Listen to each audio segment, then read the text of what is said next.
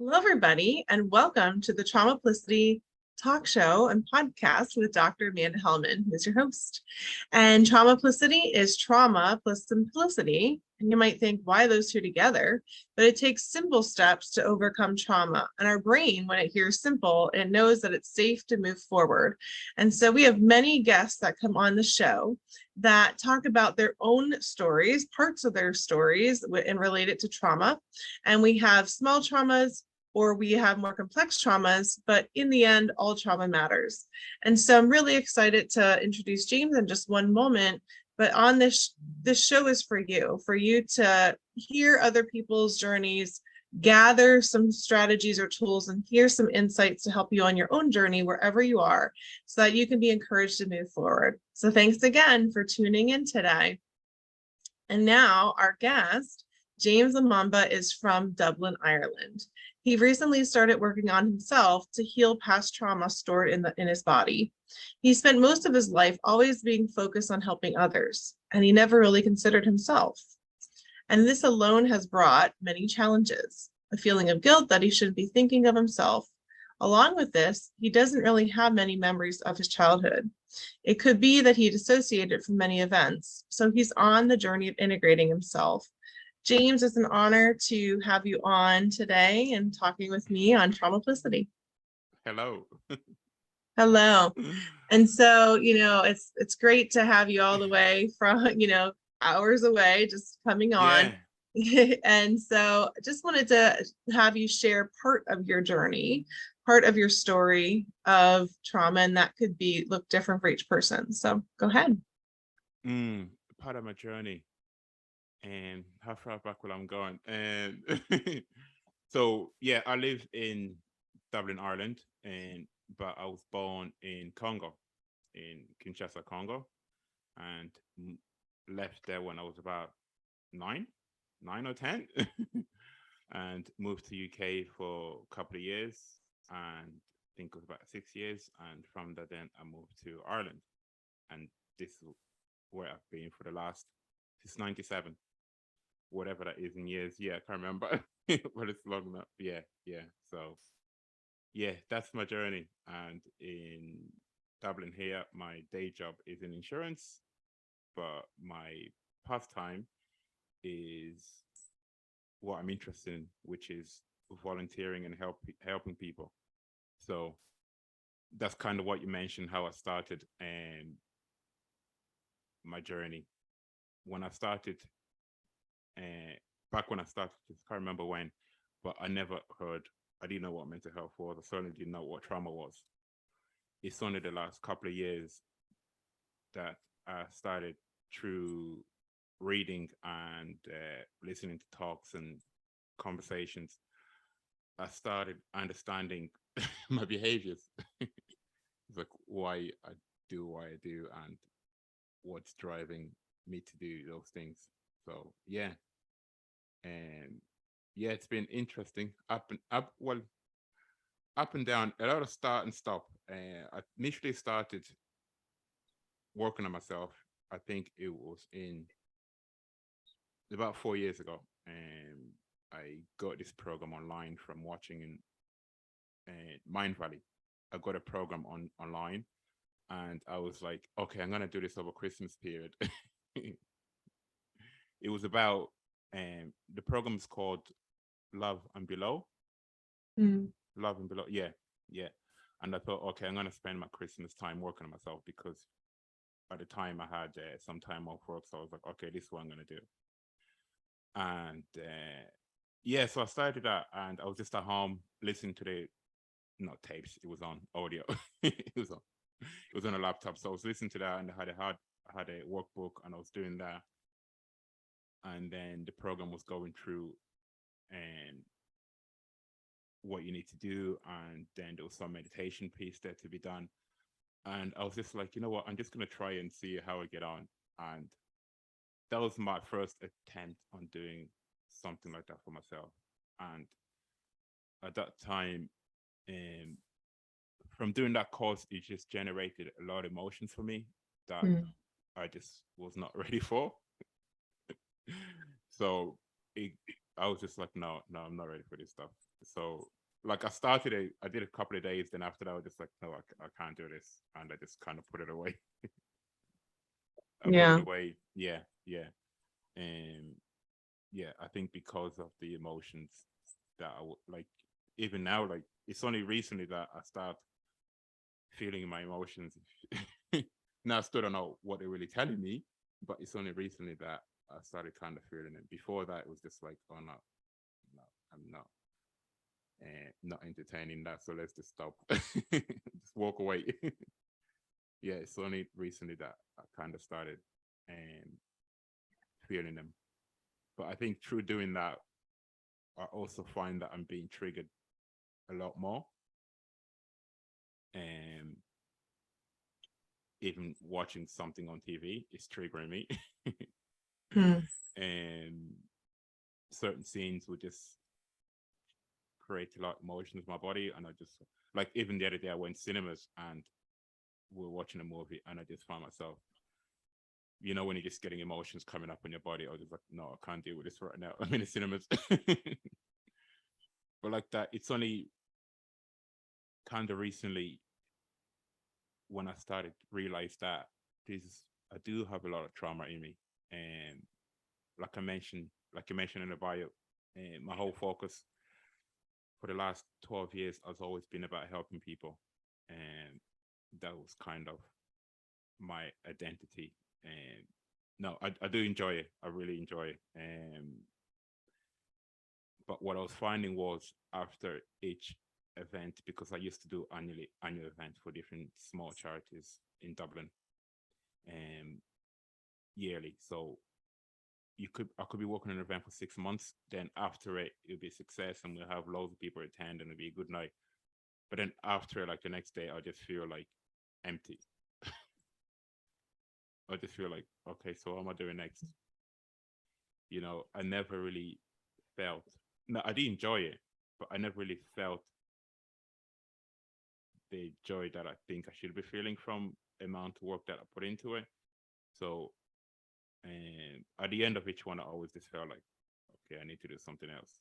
So, I don't know if that was because I just wanted to do more or because I was just looking for a feeling that was not there.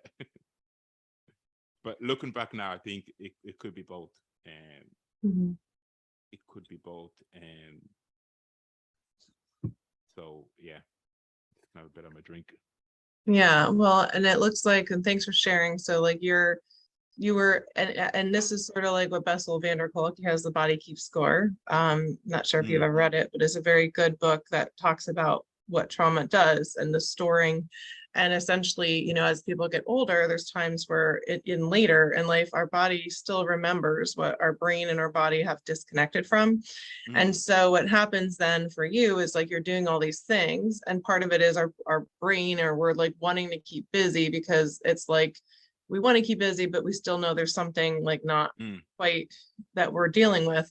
And so you're putting all this energy into it. And then it was like you had like not this time to really deal with the things that are underneath it. And that happens to a lot of people. I always say it's like the response to trauma and how it impacts our identity.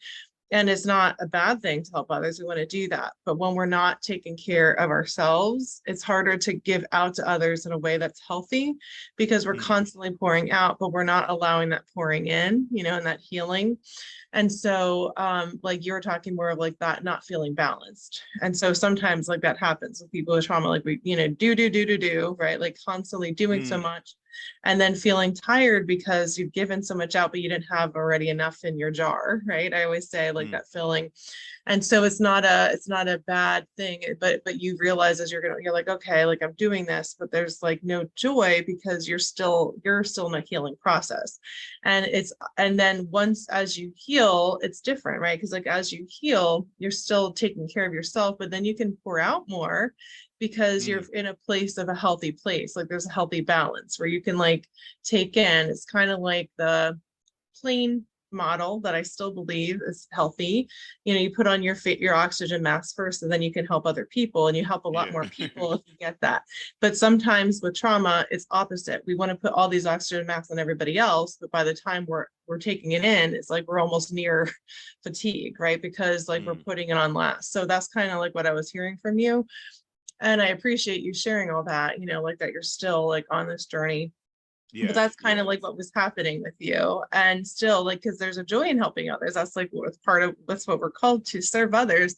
But it's like as we're learning to love ourselves, we can love others well too. So I appreciate you sharing that, James. And so on this journey, and you said that you were doing a different series that really helped you. But it was a lot of emotions because a lot of times we're thinking, and it was very interesting because recently I was working with somebody, and it was a man, and he actually made a vow when he was younger, probably like 40 years ago. And his wife didn't even know about it. Like we were there and I was working with him, and he made a vow to think and not feel. And so what happened is he spent all this time thinking, but generationally that happened, and he finally just broke the agreement. And now he's going through the emotions, right? So like sometimes like that's what happens is we're thinking rather than feeling, because it's easier to think and the feelings are there. But that feeling stuff, the scariest thing, like you're talking about, it can be scary because all these things are coming up and it's like, what do I do with it? And so that's sort of like what was happening. But you were talking about doing some of these different curriculums, and you know, and having those emotions. So I know that was something you did, but what are maybe 3 or 5 strategies that you've used to help you on this journey that you're still on? And what I used to do, I don't do it as much. And I look back on it, I think it was a way of helping me. It was I used to write a lot, and I have a diary, just a A5 pad that I used to write a lot of my thoughts on in the evening time. And they weren't great thoughts, but I just used to write like what I was thinking, and I never read back on it. But yeah, I think looking back, that's one thing that helped me, and just write like at the end of the night. Not every night, I would write like what I'm thinking, and because a lot of the emotions that was trying to come up would come up when I was alone time, when I was on my own, and especially if you have like drink on you and you're on your own, that's when they start coming up. And so yeah, the evening time, looking back, like that was one thing that really helped me get it out, because in my mind, you just don't talk about these things, you know. You don't, and the surrounding I was in just didn't allow that. So I'll just write anything that I was thinking. I never look back on it. I never read it back like and be like, oh, what was I thinking 10 years ago? But I think just getting it out and on a paper was helping me. And that's one thing I found really. I don't do it as much now because at the moment I'm trying to get into feelings and emotions. Yeah. Yeah. Yeah. So yeah, writing is one thing that really helped me. And maybe one day when I get to that stage, I'll open that diary and be like, what was I thinking? Yeah. Or even Yeah. now, like, you know, like as you're going, you know, you're writing now to see your journey from then to now, and how, because it is your journey, you know, it's your Yeah. feelings then to now. So that's really great. So writing is a huge thing, and that's for maybe people in the audience, they may be writing, or that might be a huge thing to write and get out everything. Is there Yeah. anything? Yeah. That's Yeah. it. Like I wasn't writing to read it back. I was just writing. I wasn't thinking. So I'll just write like whatever was coming up at that time, and then I'll just close the book and be like, okay, Okay. that's me done. Yeah. Yeah. And you'd mentioned that one program, but is there anything else that you've done for yourself to help with your healing process? And I think staying active is one thing that helped me a lot. And being outside, because I was like I know now I'm working at home, but being at home was never my thing. Like I was literally coming in and then going out to do run or something like that, get out for a walk. Like Mhm. that's another thing that really helped my head. And at the time, I didn't see it, but now looking back, I know why it helped me. And Yeah. at the time, I just thought I'm just doing these things to stay busy. But now, because I know that the effect of being active and things like writing, that's your body. And I think that's what really helped me. Otherwise, yeah, probably would have been bad. Yeah. Yeah. So a Yeah. lot of like just the exercise, walks, like Mm, that balance to help you get outside, which is like yeah. vitamin D. So getting fresh air, getting exercise, writing were all things that helped you. Mm, mm. So, yeah, like I said, like at the time I didn't know. I just thought I like to do these things, but I think it's one thing that it helped me get outside my head, because when I was alone, that's when I was thinking, and Mhm. that's when my emotion was coming up that I didn't want to deal with. Yeah. Yeah, Mhm. yeah. Yeah. And that's what often happens when we're alone because we're sitting and that's Mm, where the emotions come up. So there's a healthy balance, right? Like it's good to get out that exercise. I always say, like, I didn't sometimes with the trauma process, people get stuck in the other part, where it's just like you're constantly like in your emotions and not sure how to balance. And then mm, other people just do busy, busy, busy, and they never deal with the emotions. So they're both not balanced. The balance is processing each day emotions, but also having the balance of being outside. And that's not always easy for people to actually have time each day, because healthy grief and healthy emotions are like as you go to the bathroom, it's regular, right, every day. And mm, I don't think that as a whole society we do that, but that's really healthy emotions. Like health in our emotions, emotional health is like that. It's literally like that, and I don't think we really think of it that way. But I remember no. recently understanding that, processing my feelings, sitting and saying how am I feeling, but also doing things that are healthy to not stay in there is a balance, and we don't quite talk about that. Yeah. For me now, I find it's trying to find the balance, because, like I mentioned, because I'm getting triggered a lot more, Yeah. and I'm trying to find the balance as to when can I sit with my emotions, because Hmm. I could be in the bus and I'm listening to something, and so I'll be reading something and it will trigger me. And Hmm. when I'm sitting in the bus, I'm like, okay, I can't deal with this right now. Yeah. Yeah, that's what Yeah. happens when like we have such a buildup for so long and there's like these emotions. So it's just your body saying, hey, this is here. And Mm, when you get it's, it's not going to go away. So it's, no. when it's time to process it, or, write, or, be able to process it. But that's the big thing too, is that not many people know how to actually release it from their body or shift their thinking with it. So that is something that I've Mm, learned how to do, but it took time. So I totally understand that, because most people don't know how to release it. They think like, yes, writing and other stuff, but there's a way to actually release that from the body. But it's okay. um yeah. Yeah. I think, yeah, that's another one of the things I need to learn how to do. Yeah, that's a Yeah. must go. Yeah. But again, like, those are just tools for your toolbox. So I think for people, depending where they are on the journey, James, there might be people that are younger that are just starting on the journey. Maybe they're just starting to get triggers. Maybe they are writing, right? They're kind of relating to you, and your journey, because you've shared about some things you use. As we're like coming towards the end, near is more of like, how would you encourage people, maybe like younger James, right? When you started to do all these things and realize there's something else, or all of a sudden there's these emotions and they're like not sure what to do with it. Like or maybe they're where you are. What's some encouraging words you can offer to them? And well, sometime I think like, oh, I should have started this work earlier, but but I also believe I couldn't have started it earlier because I wasn't ready for it. Like I mentioned earlier, I did try a couple of years ago, and it brought up so much. I was just like, no, no, can't deal with that now. Mhm. So I think the big thing for me is being patient with it, and just know that, like, when you talk about emotions, it's gonna come, it's gonna go, it's gonna come, it's gonna go. Um there's no time.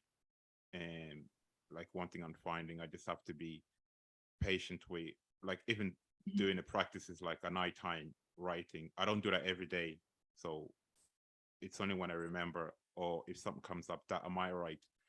So I think patience is a big thing, and just doing a small step, and when you can do it, and when you're able to do it, because if you try to do it all at once, it's like your body's not going to respond that fast, and especially if you have stored emotions for like 20-30 years, you know, they don't just show up that early. They don't just show up that quick. So I think patience with yourself and compassion, and that's another thing that I'm practicing and recurring. So I'm not great, but I keep practicing because I know that eventually over time, things that I want will start showing up for me in the way that I want them to. So yeah, I think patience is a big thing for me and for anyone, because there's no end of the line for this. You don't get to the end and be like, oh, I think I'm done. There's always something there. So yeah, and just not to be hard on yourself. That's one thing I always used to be. I used to be really hard on myself, and a lot for a number of years, and before I started getting into this kind of understanding myself. When I used to have to get feeling, I'd be hard on myself, and but yeah, that was at the time, it was a way of me managing it. But now I know that it's not a healthy way for me to manage anything. Just self-compassion is a big thing, and just yeah, if nothing happens today, try again tomorrow, try again next week.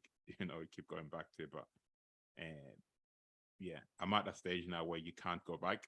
So once you start, you have a better momentum, and you know the benefit that you get from it. So it's just a matter of and keep trying and keep going, and slowly you start understanding yourself a bit more. And I think that's where the joy is. Yeah. That's great. And I love that self-compassion, because then you said that, and a lot of times people who had trauma don't do that. Because they learned perhaps that they are not XYZ. And then you relearn your value, relearn that you're worthy and that you're loved. And that's what I always say on this show. So I think for you, James, like, you know, you were learning, okay, I can be compassionate, I can be kind to myself, I don't have to be so hard on myself. And that's the biggest thing, you know, as you're relearning how to be kind to yourself, just like then you can be kinder to, you know, you could be kind to others, but there's something still there where like it's almost like you're doing that because you don't feel like you're as worthy, right? Like a lot of times, just saying generally trauma victims. So I think what happens is you learn that you're worthy, just like everybody else is. Like you have worth, you have love, you know, you're valuable just as everybody else. Everybody's as equally valuable, loved, and worthy. So thanks so much for sharing that and encouraging, you know, men out there, women out there that are listening and perhaps going on this journey. And so I really appreciate your time, James. It's great to talk part of your journey, some of your processing and your encouragement to the audience. And audience, if you're listening, I have the information that I'll list on the podcast, Apple, and even in Facebook groups, different places that this is posted, so that you can get in touch with James. If you have questions, I'll get them to him to answer. And finally, just knowing, I just talked about this, but you are loved and worthy, and you're valuable at all times, no matter what, on this journey. And so, you know, the biggest thing is knowing that, or if you don't believe it, start saying it, because just even if you just say it, those are healthy words over yourself. So thank you, James. And we care about you. We hope you have a great week, and make sure you tune in again next week when we're live again. So thank you again, James. Take care, everybody. Have a great week. Thank you.